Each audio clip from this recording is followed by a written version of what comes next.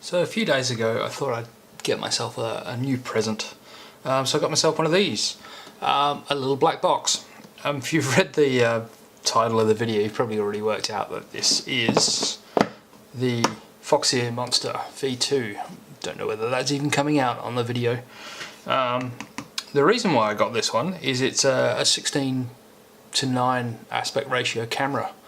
I have the SkyZone video goggles, and they're a 16:9 ratio, and I found the 4:3 aspect ratio cameras, so like the predominantly Runcam Swift, because that's what I've been using lately, but any of the HS1177 cameras, the image gets squished. It goes from instead of it being a box, the goggles squish the camera down, squish the video down. A good example of that, I really should have grabbed this before I started recording, this is the Runcam box. It's about a 4:3 aspect ratio, and this is the Foxeer box. So you can imagine that's about a 16:9 aspect ratio. So you can imagine taking an image of that shape, squishing it down into an image of that shape. That's what it's like with the goggles on, with the SkyZones. So I thought I'd get myself a 16:9 camera and see if it actually makes any difference. And then I thought, while I'm doing that, I might as well make a video about my impressions. So I'm not going to bother taking it out of the box, because I've already taken it out of the box. It's currently in my quad.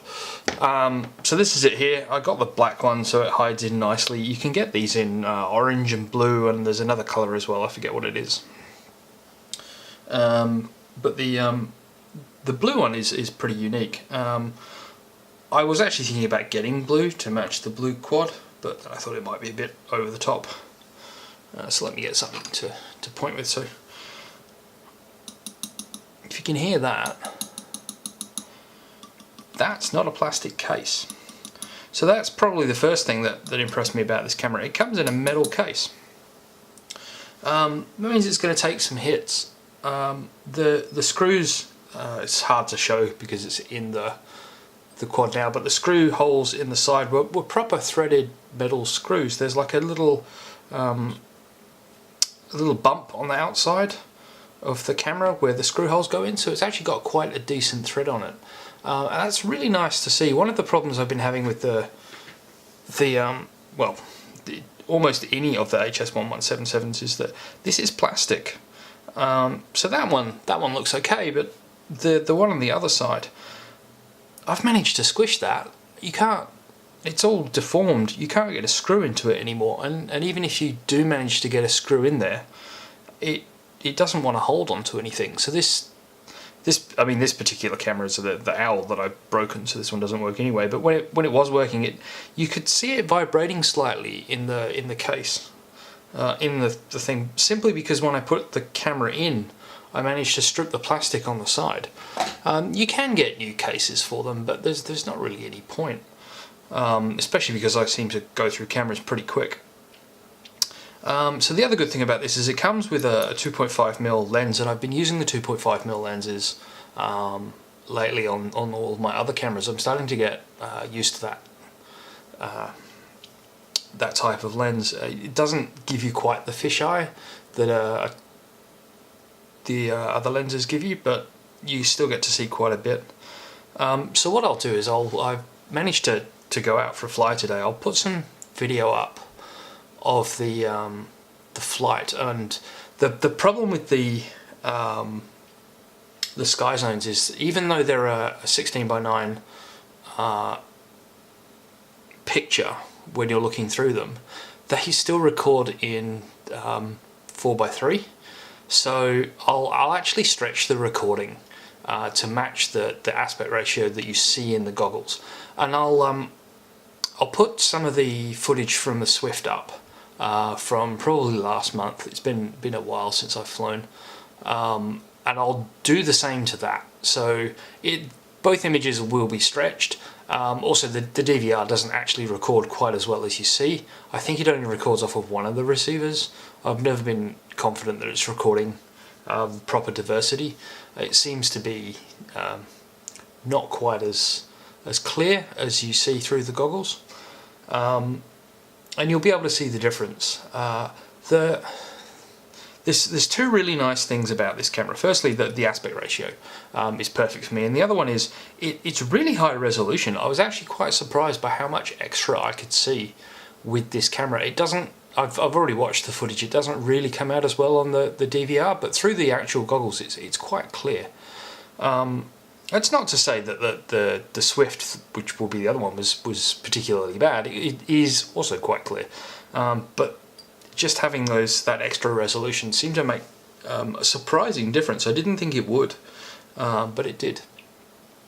So I'm quite impressed with that. I quite like that sort of thing about it. You'll also notice it's got the battery voltage in the bottom right hand corner, and it's always saying 4.9 volts. The reason for that was there's on the back of the quad here, there's a sense cable that's supposed to connect to your positive lead. Just before I started flying, so I tested it on the bench and it worked. Just before I started flying, I actually knocked the quad and managed to pull it off. So it's reading the 5 volt input from the video transmitter. You can see it's nice and constant, which is good. Since then I've fixed it and it's reading the battery voltage again, and it actually looks quite good. It looks very similar to the voltage that it's reading. It's just that it obviously shows you the battery voltage instead. I'm not used to having an OSD, so it's not like I really looked down there at all. I'm sure if I keep flying with this, eventually I'll get used to it and I'll start reading that. But my Taranis tells me the voltage anyway, so I don't really need it. It's just another one of these handy things, and it's there, so I may as well use it. Now I'm going to put up some footage of something that I didn't like. So this was all just with stock settings on the camera, and you can adjust the settings. I just haven't really done that much yet. I've only had the thing a few days. It was predominantly when I was flying. Well, there's two things I didn't like about the picture. Firstly, every now and then it would pick up some additional colour. You might have seen that in the first bit that I would have shown, where when it was going towards the sun, you'd see a bit of blue on the screen that was obviously not really there. It was just bleed from the sun. And there's another bit in the second lot of footage that I took where it added some red on to the path. I don't know if this is something I can change in the settings or if it's just something I'm going to have to get used to. It's not really even very distracting. Like, you don't even notice it much when you're flying. I'm sure it wouldn't take long to get used to that. The other annoying thing though is on the second piece of footage, the sun was quite a bit lower in the sky, and when I was flying towards the sun, it noticeably started washing the colours out. You could still see objects, but they weren't anywhere near as clear as they were. Even if I just turned around and flew back the other way, they were a lot clearer. But flying towards the sun, it just washed all the colour out, and all the detail went away. And it actually became, it wasn't difficult to see what I was doing, but it also wasn't easy. I mean, there was a couple of trees that I was flying towards, and a couple of times I ended up going round one of the trees, and the video was breaking up just as I was going around the tree. But because I hadn't been able to see it very clearly before I got there, I was uncomfortable. I didn't really know how far apart the trees were, so it made it a bit hairy going through the trees. As it turned out, they were quite a long way away from each other, so it wasn't really a big deal. But I didn't feel comfortable doing that. And the main reason that I wanted this camera was for comfort when I was flying. The problem with the 4:3 aspect ratio that I've been having is it's been squishing everything down, which means everything feels a lot lower to the ground than it really is.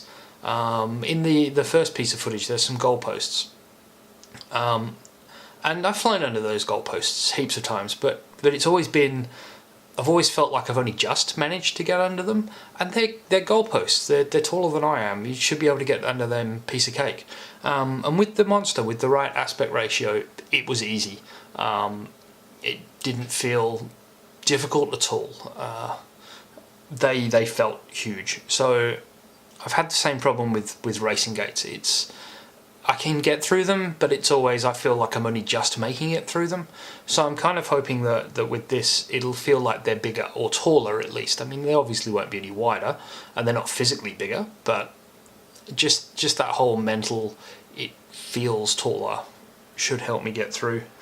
So I'm hoping that there's some settings I can change to stop the washout when I'm going towards the sun. I know this has a CMOS in it, whereas the other HS1177s are all CCDs, and that's one of the problems with the CMOS, is that the colours can get washed out quite easily. This is definitely one of the better CMOS cameras that I've ever seen. And I really haven't gone through the menu much, so I don't know whether there's any settings for that, but I hope there are. And if there are, I'm probably going to be switching a couple of my quads over to this camera. Certainly the quads I intend to race with, which would be the SCX and the 6-inch one. I'm looking at getting another SCX, so I'd buy a camera just for that one as well. So I hope you've enjoyed the footage and my rambling over the top of it. If you like this, give it a thumbs up. If you didn't like it, give it a thumbs down, and I'll stop rambling in more videos. And yeah, if you want to see more, subscribe to the channel. Thanks very much.